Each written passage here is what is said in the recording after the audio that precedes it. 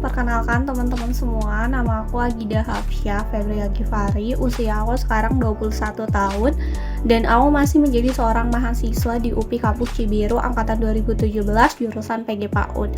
Nah, apa sih yang aku lakukan saat ini untuk bertahan hidup? Pastinya mencari bekal untuk menjalani kehidupan ini. Yang pertama itu mencari ilmu dan juga mencari pengalaman. Nah, biasanya sih orang-orang selalu mengatakan ke aku kalau misalnya sosok Agida ini sosok yang terlalu serius, jadi terkesan gak bisa diajak bercanda. Terus juga kalau misalnya menurut adikku, aku nih over ambisius orangnya. Selain itu juga orang yang memang terlalu terlalu mengandalkan dirinya sendiri gitu. Jadi kadang kalau misalnya mengerjakan sesuatu tuh nggak bisa percaya sama orang lain gitu, dan nggak gampang percaya sama orang lain tuh. Dan juga Agida dikenal sebagai orang yang memang haus akan ilmu. Selain itu juga orang yang baru ketemu sama Agida ini rata-rata mereka bilang kalau misalnya Agida ini jutek gitu. Nah, tapi kalau misalnya menurut Agidanya sendiri, memang aku menyadari kalau misalnya aku nih over ambisius gitu, dan tidak kenal dengan diri sendiri. Jadi sampai mana sih batasan potensi aku, sampai mana sih kecakapan aku gitu untuk mengerjakan sesuatu tuh kadang tidak dibatasi gitu, dan tidak ada targetannya tersendiri gitu. Jadi kadangkala emang sering kalang kabut sendiri sih, bahkan tidak terkesan tidak sayang gitu sama diri sendiri, sampai lupa makan, lupa jam tidur gitu ya, seperti itu sih. Dan Agida nih sosok orang yang sebenarnya pemalu itu.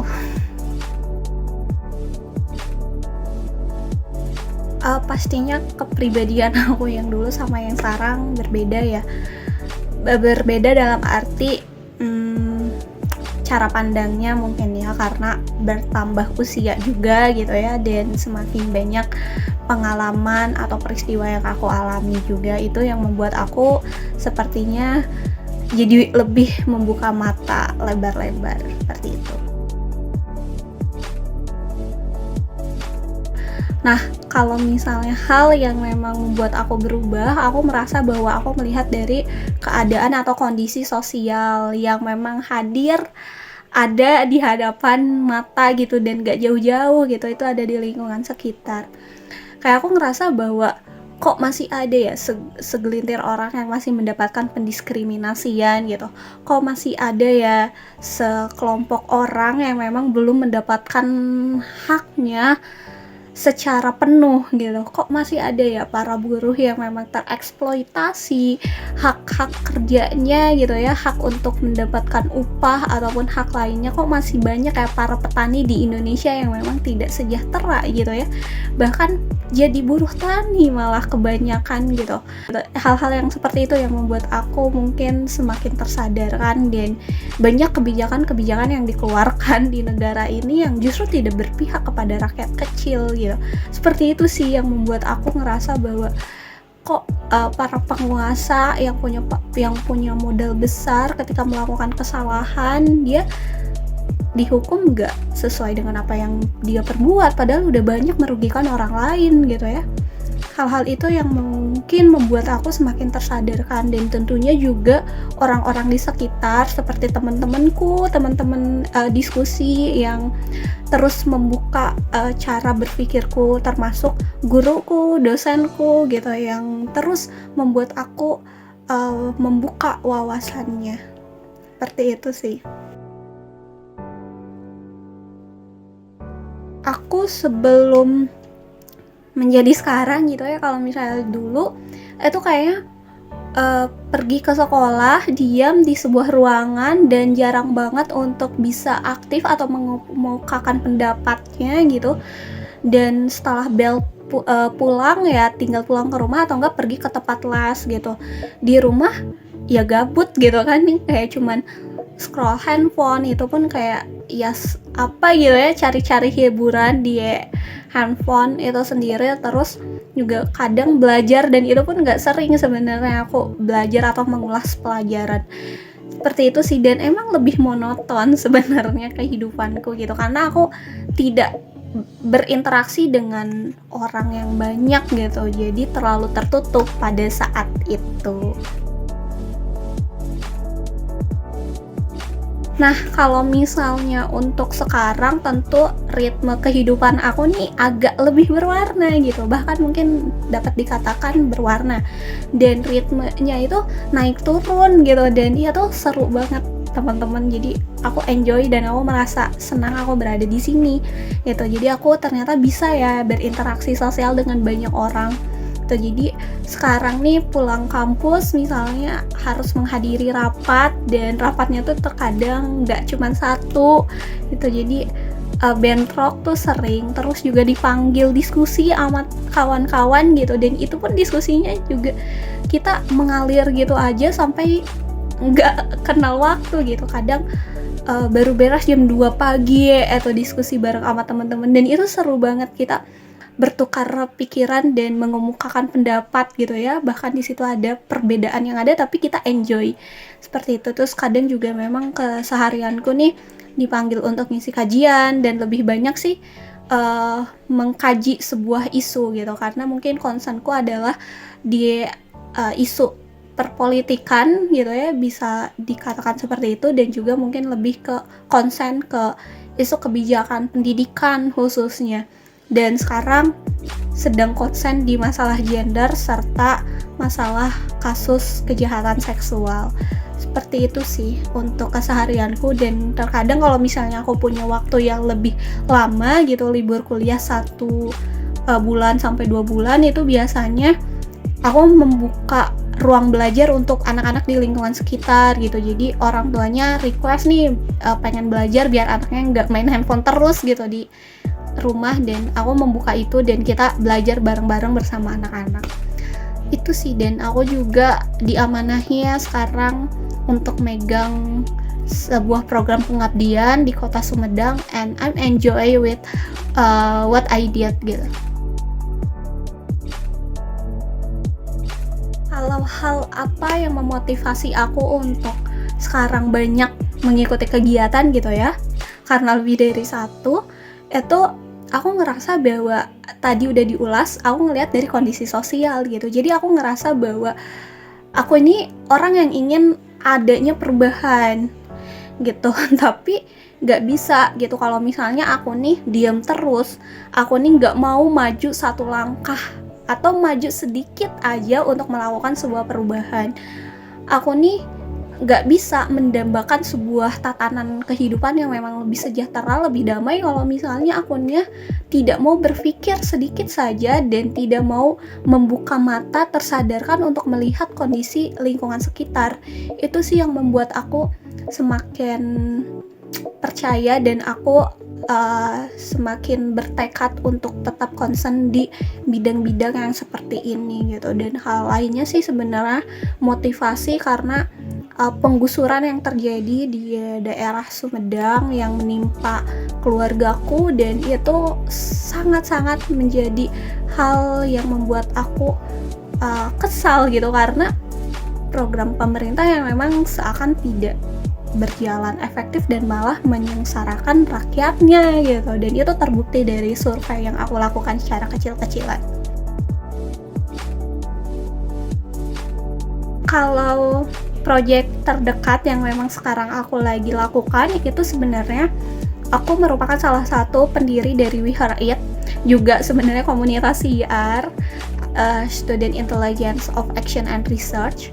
Dan kedua wadah ini merupakan kedua platform edukasi kepada masyarakat UPI Cibiru dikhususkan. Kalau misalnya CIR program unggulannya kan lebih ke kajian film ya teman-teman, jadi kita mengkaji sebuah film, terus kita memanggil para ahlinya gitu, atau enggak pembuat filmnya langsung. Pernah kita mengundang anak multimedia untuk menceritakan kenapa mereka membuat film tersebut, dan kita diskusi bareng-bareng di situ.